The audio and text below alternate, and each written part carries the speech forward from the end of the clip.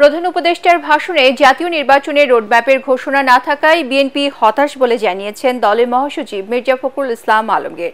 অন্তর্বর্তী সরকার যত বেশি দিন ক্ষমতায় থাকবে তত বেশি সমস্যা তৈরি হবে বলে মনে করেন তিনি। এদিকে ক্ষমতায় গেলে জুলাই গণ অভ্যুত্থান সহ স্বৈরাচার শেখ হাসিনা বিরোধী আন্দোলনে শহীদদের স্মৃতি ধরে রাখতে বিভিন্ন প্রতিষ্ঠানের নামকরণ করার ঘোষণা দিয়েছেন বিএনপির ভারপ্রাপ্ত চেয়ারম্যান তারেক রহমান। জাতীয় প্রেসক্লাবে আলাদা অনুষ্ঠানে তারা এসব কথা বলেন। রিপোর্ট মইনুল আহসানের। স্বৈরশাসক শেখ হাসিনার দুঃশাসন বিরোধী জুলাই গণ আন্দোলন করতে গিয়ে পঙ্গুত্ব বরণ করা এবং অসহায় 10 জনকে হুইল চেয়ার সহ সহায়তা প্রদানের জন্য আমরা বিএনপি পরিবারের এই আয়োজন। জাতীয় প্রেসক্লাবে অনুষ্ঠানে ভার্চুয়ালি যুক্ত হয়ে বিএনপির ভারপ্রাপ্ত চেয়ারম্যান তারেক রহমান বলেন, ছাত্র জনতার গণ আন্দোলনের শহীদ ও আহতদের জাতি কখনো ভুলবে না। তিনি বলেন, দলীয়ভাবে শহীদ ও আহতদের পরিবারের পাশে থাকবে বিএনপি, পাশাপাশি ধরে রাখা হবে তাদের স্মৃতি।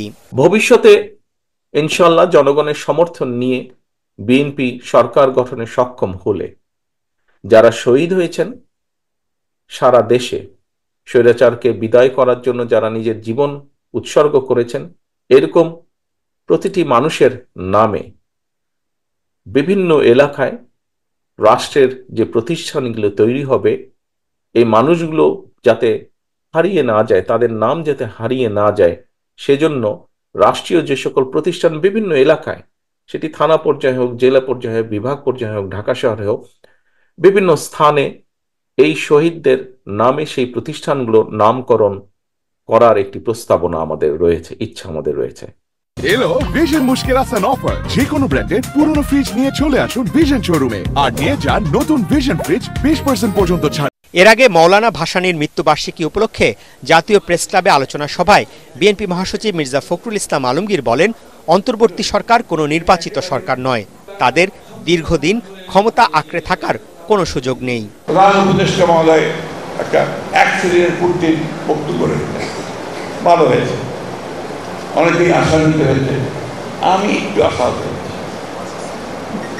আমি আশা করেছিলাম যে প্রধান উপদেষ্টা মহোদয় তার সমস্ত প্রজ্ঞা দিয়ে সমস্যাটা চিহ্নিত করে তিনি নির্বাচনের একটা রূপরেখা দেবেন। আমি কেন বারবার নির্বাচনের কথা বলছি? কারণ নির্বাচন দিলে আমার অর্ধেক সমস্যার সমাধান হয়ে যায়। বিএনপি ক্ষমতায় যাক না যাক, দ্যাট ইজ ইম্যাটেরিয়াল। কিন্তু আজকে যারা বাংলাদেশে ক্ষতি করতে চাচ্ছে, যারা বাংলাদেশে স্থিতিশীলতা নষ্ট করতে চাচ্ছে, বাংলাদেশকে যারা সংঘাতের মধ্যে জড়িয়ে যাচ্ছে, তারা তখন পিছিয়ে যেতে বাধ্য হবে, কারণ ওই সরকারের ভিতরে জনগণের সমর্থন থাকবে। বিএনপি সংস্কারের পক্ষে জানিয়ে মির্জা ফখরুল বলেন, তবে তা হতে হবে যৌক্তিক সময়ের মধ্যে। আপনারা দয়া করে জিনিসটাকে যেভাবে করলে সবচেয়ে সুন্দর হয়, সকলের কাছে গ্রহণযোগ্য হয়, সেইভাবে এগিয়ে যান। যদিও আপনাদের এই সচিবালয়, সেখানে এখনো সমস্ত দোষরেরা, এই স্বৈরাচারের ফ্যাসিবাদের দোষরেরা বসে আছে, কিভাবে কাজ করবেন আপনি? তাদেরকে নিয়ে সংস্কার করবেন, এরা তো সংস্কার করতে দেবে না আপনাকে। সভা থেকে সিন্ডিকেট ভেঙে নিত্যপণ্যের দাম সহনীয় পর্যায়ে নিয়ে আসতে অন্তর্বর্তী সরকারকে আরও কার্যকর ভূমিকা রাখার আহ্বান জানানো হয়। মইনুল আহসান, এটিএন বাংলা, ঢাকা।